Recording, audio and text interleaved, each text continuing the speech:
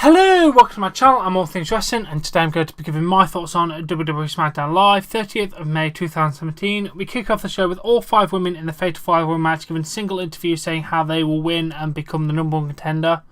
I like this. It definitely gave the women's division in a nutshell feel. They're all trying to best each other, get straight to their goal. There's no we mentality now, it's I mentality, which is really, really good. Then we go to the Kevin Owens highlight reel. He mentioned the former host invented the Money in the Bank match, and he claims that he would do what Chris Jericho could never do and win the Money in the Bank match. He said he will become the face of the entire WWE, not just the United States, which I thought was a nice touch. He introduced one of the members of the Money in the Bank match. He brings out Shinsuke Nakamura. He said Shinsuke thinks he's a rock star. He mentions there's no dancing on his highlight reel. He said he's got him on the show since he's just Shroud of Mystery. People want to know who you are, why you're here, and what your future in WWE is. He asked Shinsuke if he knew what happened to the last person who thought they were a rock star. He sent Chris Jericho and his stupid scarf into early retirement. If you show up Money in the Bank, it will be the last time the people sing along with you, because it will be the day the music dies. Before Nakamura could see more than Kevin's name, couldn't even finish the name, Baron Corbin interrupts. He said no one cares about Shinsuke or what he has to say. Why not show some actual highlights from a real superstar? He shows his attack on Corbin, on Zayn, should I say. Kevin asked Baron if he interrupted him just to show the footage of him beating up Sami Zayn. He said, I've been beating him up for 15 years. Get out of here because you're not my guest. This is the best joke of the night. Baron asked Kevin if he's asking him to respect his authority. He tells Cartman to shut up. South Park reference. Love it. He'll be the winner at Money in the Bank. He reminds Kevin that he pinned him last week, and reminds Corbin that Sami Zayn has beat Corbin himself twice. Then they have a massive brawl. Sami Zayn comes down to help. They end up getting the upper hand, and then Sami Zayn suggests that we have a tag team match. We obviously have the tag team match. Owens goes for a splash. Zayn moves, and he hits Corbin. Owens pushes Corbin, and then Corbin punches Owens. Zayn clotheslines Corbin over the top rope. Then Nakamura with a Kinshasa for the 3 count. It was a fairly decent match. A fairly decent promo. It's making us get more into the mood of this Money in the Bank match. There's actual storylines going here. Obviously, they're carrying on the Corbin-Zayn feud, which I really like. I hope, well, we know Corbin's going to win from out of that. Baron Corbin deserves it. Then we go to the Usos. They mention that people are salty because they're still tag team champions. They thought American Alpha or Bazango would be champions. Just like they thought the Falcons would beat the Patriots. New Day interrupts. Mentions that it's Xavier's hometown. Then they just have a verbal exchange.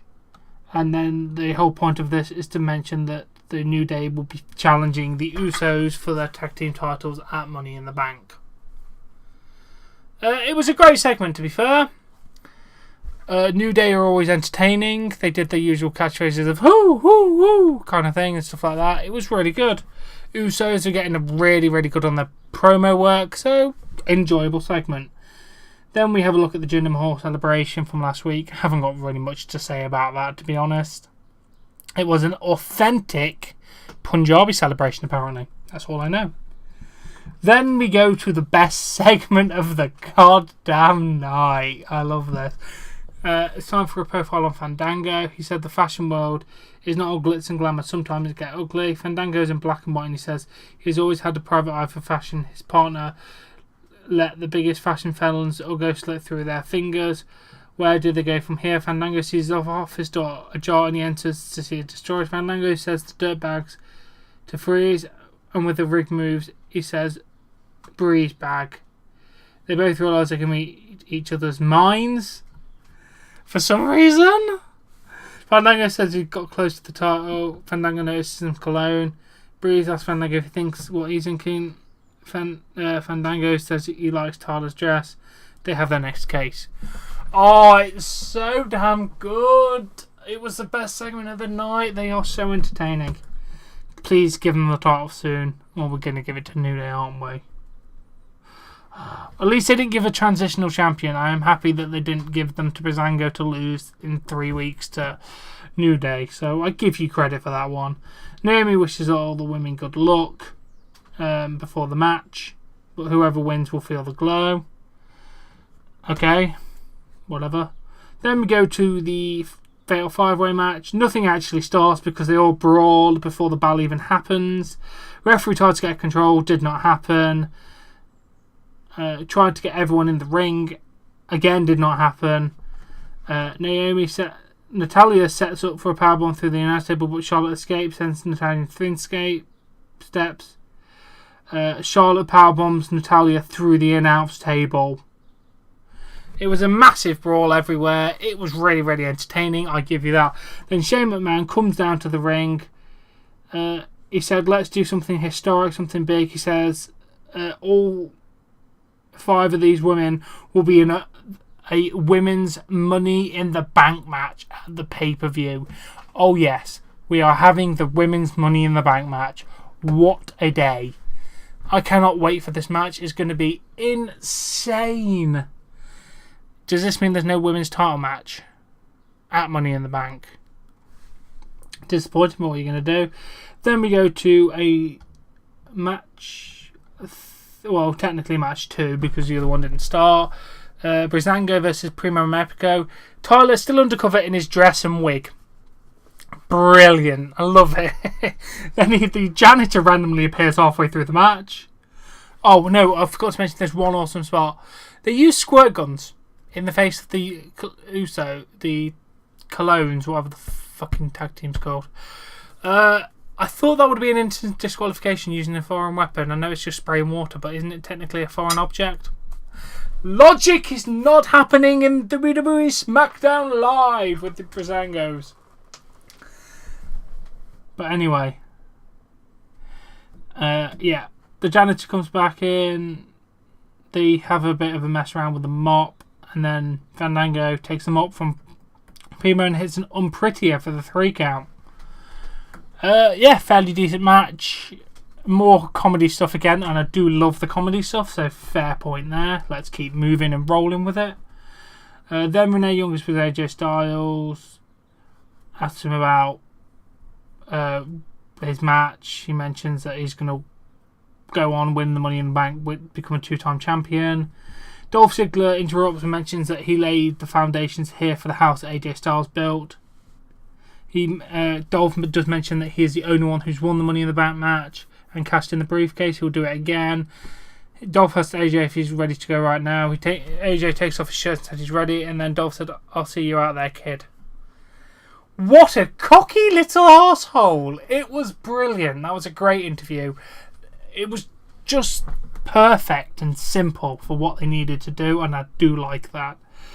Then Randy Orton makes his way to the ring to talk about what happened. He mentioned that he'd beaten the best in the industry, including Mick Foley, Shawn Michaels, The Undertaker. He mentioned his father was in the first WrestleMania main event.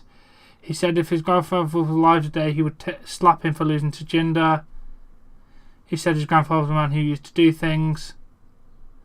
Jinder thinks you earn respect, but the only thing he's earned from Orton's family ass kicking. He will not be able to show his face in his hometown if he does not win. Randy will stop talking at Money in the Bank. He will become champion for the 14th time. Jinder appears on the Titantron. Jinder says Randy is like every other England American, telling stories about a bygone era. Your country is in decay. You live on cottontails of what once was. Behold the present. Behold the future. Behold your WWE champion Jinder Mahal. The segment was fairly good. I like Randy Orton bringing up his past, mentioning how many title reigns he's had. That is fucking scary. 13 title reigns, what the hell. Mentioning his dad and granddad. It was really good, to be fair. Moving their feud on nicely. We do know Randy is not going to win because it's his hometown, and I have concrete evidence on that because I'll mention what happened in the main event later. Speaking of the main event, it's happening right now. Oh, we did also find out that Shinsuke Nakamura is facing Kevin Owens next week on SmackDown, which will be amazing. Oh yeah, because it's AJ Styles' hometown, you guess where I'm going with this. Dolph Ziggler hit a super kick for a 3 count. Yeah, Dolph Ziggler win because it's AJ Styles' hometown. You do not win in your hometown. If you're saying it's the hometown, they're not going to win. It's just that simple. Back in the day, you used to give them a hometown moment, but not anymore. Now, that was SmackDown Live. That was my thoughts on it. I thought it was generally decent. The main event didn't really serve any purpose, to be honest. I didn't think that actually had any purpose. It just kind of like, oh, it's AJ's hometown, we're going to make him lose. That was all I have felt from that one, but everything else was fairly decent. The Breezango stuff's amazing. The women's match set up for the Money in the Bank, so it was really good. It's all plodding along really nicely towards Money in the Bank. Now, this has been a bit of a rejigged version of my thoughts on. I do hope you like it. I've spent more time giving my opinion than reading out. That was one of the suggestions I was given by my fan Super Chasney. Thank you, mate. He's a friend as well as a fan because he made my logos, which you will be able to see. But yeah, that was more of my thoughts on than reading out and then giving a bit of thoughts on. I do hope you like this style. If you don't, let me know. If you do, also let me know. If you have any other suggestions for any kind of videos, how I can improve, anything like that, please feel free to message me on Twitter or in the comments or anything like that. But anyway, as always, if you have enjoyed this video, please give it a like. Please support me on Patreon, link in the description below. Subscribe to see more content, and I'll catch you later.